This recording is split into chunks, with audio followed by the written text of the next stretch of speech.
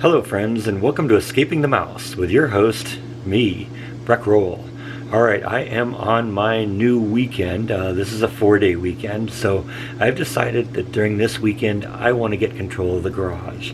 And I tried doing that over a couple of days, a few videos ago, and it was just really hard to kind of make progress because everything I needed was kind of in a place that I couldn't get to.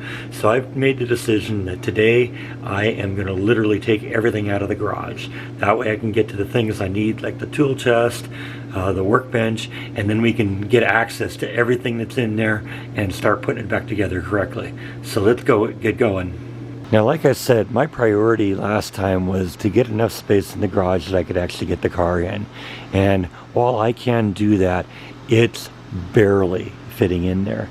The only way I can even get in and out of the car is if I have the side of the car like 2 inches from this wall, then I'll have like maybe 10 inches on this side to get out. Yeah, it reminds me of that scene in the Blues Brothers where they're parking the car in that electrical closet that they have to actually climb out of the window in order to get out of the car. Yeah, it's almost that bad here. So like I said, we got a lot of junk in here, but a lot of it I think I'm going to take the washer and dryer, I think I'm going to take the refrigerator, and I'm going to put them in the backyard.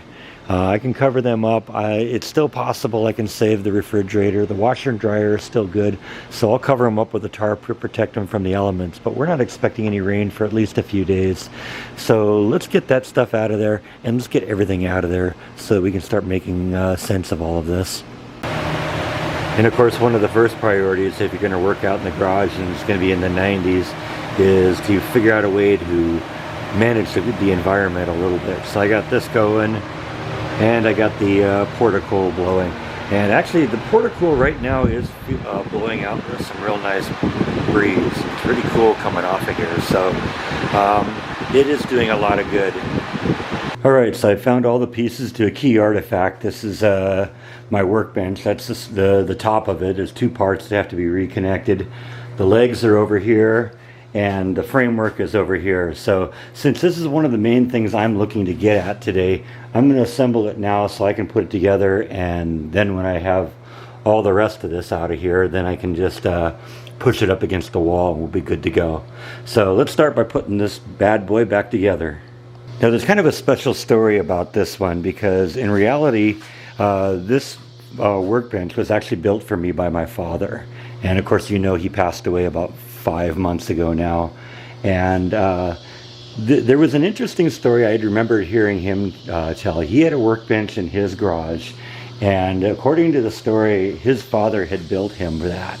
So I had thought, I'd heard about that story when I was a kid, and I thought that was kind of cool. And when I got to the point where I had a garage and was ready to have a workbench, I asked him if he would build me one, and this is it. So this is why this was such an important thing for me to bring. This thing is a big, heavy piece of wood, but it was very important to bring it with me because it has so much sentimental value, and I can't wait to get this thing going again and start using it.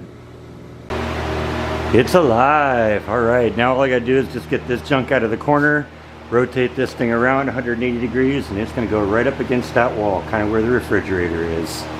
Okay, we're a few hours later, and I got to admit, I'm actually a little surprised I got as far as I did. I didn't expect that I'd be able to get the car back in the garage tonight, but once I got the workbench set up, then that became kind of a natural staging place for a lot of stuff.